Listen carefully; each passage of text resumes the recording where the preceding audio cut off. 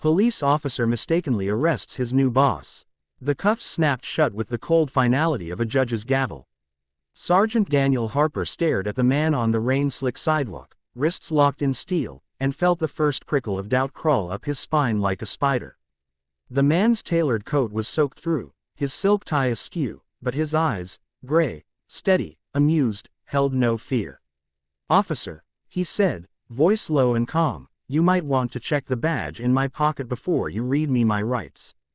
Daniel's pulse hammered. It was 11:47 p.m. on a Thursday in downtown Seattle, the kind of night where the city's neon bled into the puddles and every shadow looked guilty.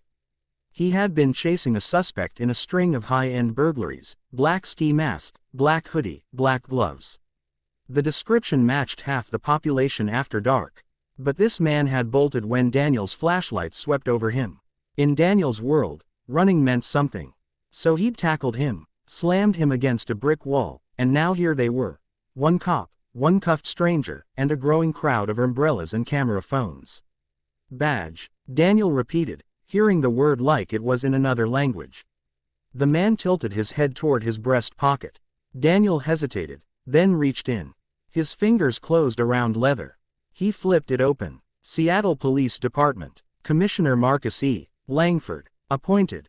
The 10th of November 2025. The date was today. Daniel's stomach dropped through the pavement. He had just arrested the new police commissioner on his first day in office. Marcus Langford's lips twitched. "Congratulations, Sergeant, you're punctual," the crowd murmured. A teenager live streaming laughed so hard he dropped his phone. Daniel's partner, Officer Ramirez, jogged up, panting. "Harper, what the hell? Oh shit." Ramirez's eyes widened at the badge. "Uncuff him, now." Daniel fumbled with the key. The cuffs clicked open. Langford rubbed his wrists, not angrily, just methodically, like a man testing the fit of a new watch. "I'm sorry, sir," Daniel managed. Suspect matched the description. "You ran." "I was late for my own swearing in," Langford said. "Traffic was murder. I parked in a loading zone, saw you charging, figured I'd jog the last block." "Bad call." A laugh escaped Daniel before he could stop it, nervous, mortified, real. Langford's eyes crinkled. "Walk with me, Sergeant. Let's not give the internet more material." They left Ramirez to disperse the crowd. Daniel fell into step beside the commissioner, both men silent until they reached the warm glow of City Hall's steps. Inside, the ceremony had already started without its guest of honor. Langford paused at the doors. "You tackled me pretty hard." "Training, sir. Training doesn't usually leave bruises shaped like Montana." He touched his ribs and winced theatrically. Daniel flushed. Langford studied him. "What's your name, Sergeant?" "Daniel Harper. 8 years on the force. Mostly patrol, some detective work. Family, wife, Sarah, 2 kids, Lily, 6, Jonah, 4. Sarah teaches 3rd grade. We're getting by." Langford nodded, as if filing the information away. Then he pushed open the doors.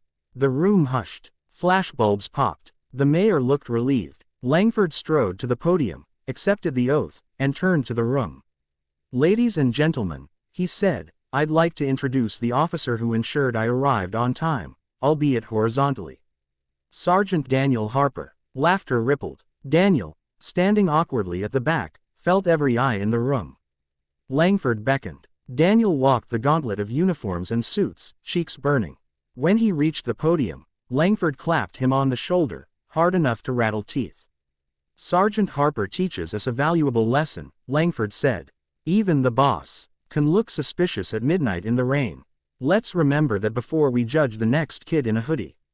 The room applauded. Daniel wanted to vanish. Instead, he shook hands, posed for photos, and somehow ended up in the commissioner's office an hour later, nursing a cup of terrible coffee while Langford changed into a dry shirt. "You could have had me written up," Daniel said. "I could have," Langford agreed. "But I've been the guy in the wrong place at the wrong time. 25 years ago, I was a rookie in Chicago. Got mistaken for a dealer outside a club. Spent 6 hours in holding before anyone listened. Changed how I see the job." Daniel swallowed. "I didn't know. You weren't supposed to. That's the point." Langford leaned against his desk. "I'm shaking things up, Harper. Community policing, de-escalation training, body cams on every beat. I need officers who act first and think harder. You tackled me because the description matched. Next time, maybe ask a question before the takedown. Yes, sir. Good. Now go home to your family. And Harper. Langford's voice softened. Thank you for the enthusiasm.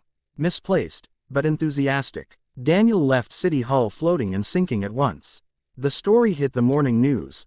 Local cop arrests new commissioner, then gets promoted.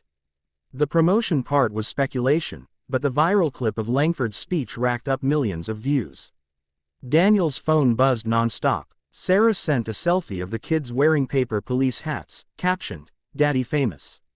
2 weeks later, Daniel was back on midnight patrol, same rain, same streets.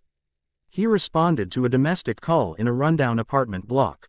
Inside, a father, drunk and yelling, a mother trying to shield 3 kids, a teenage son filming on his phone. Daniel's hand hovered near his taser. Old instincts screamed, separate, control, cuff if necessary. Instead, he heard Langford's voice, ask a question. "Sir," Daniel said to the father, "what's the one thing you want your kids to remember about tonight?" The man blinked, swaying. That I love them. Then let's start there. An hour later, the father was in a rideshare to a detox center, the mother had a social worker's number, and the teenage son had deleted the video. Daniel drove home at dawn, bone-tired but steady. The next day, an email from the commissioner's office. "Sergeant Harper, report to HQ. Bring your family." Daniel arrived to find Langford in jeans and a hoodie. Ironic, Daniel thought, flipping burgers on a backyard grill behind the station. Sarah's eyes went wide. The kids ran straight for the bounce house someone had rented. Langford handed Daniel a beer. "Community day," he explained. "Cops, kids, hot dogs. You're the guest of honor." Daniel laughed. "Because I arrested you. Because you reminded me why I took this job." Langford flipped a patty. "I'm creating a new unit. Rapid response to escalation. I want you to lead it. Train officers to see the person before the suspect. Pay bump. Daylight hours. Tuition assistance for your wife's masters if she wants it." Daniel stared. "You're serious?" "As a heart attack, which I nearly had when you tackled me." Langford grinned. "Say yes, Harper." Yes. The unit launched 6 months later. Daniel's team responded to mental health crises, domestic disputes, juvenile runaways. Use of force incidents dropped 40% in their sector. The viral video morphed into a training film, "The Night the Boss Got Busted." Recruits laughed, then listened when Daniel spoke about the question that changed everything. 1 year after the arrest, Daniel stood in the same City Hall ballroom. This time, he was the one at the podium, Langford beside him. Daniel pinned a medal on a rookie who'd talked a suicidal veteran off a bridge with nothing but words and a cup of coffee. The room erupted. Langford leaned in. "See," he whispered. "One mistake, one question, one chain reaction." Daniel looked out at the sea of uniforms, some he'd trained, some he'd once feared becoming. He thought of Sarah, now enrolled in grad school, of Lily reading chapter books, of Jonah drawing pictures of Daddy the Hero in crayon. He thought of the father in detox who sent a Christmas card every year. He thought of the commissioner who could have ended his career but chose to begin a movement instead. The applause faded. Daniel stepped back. Langford took the mic. "To Sergeant Harper," he said, "who taught me that even the boss needs reminding. We protect and serve, all of us, or none of us." Outside, the Seattle rain had stopped.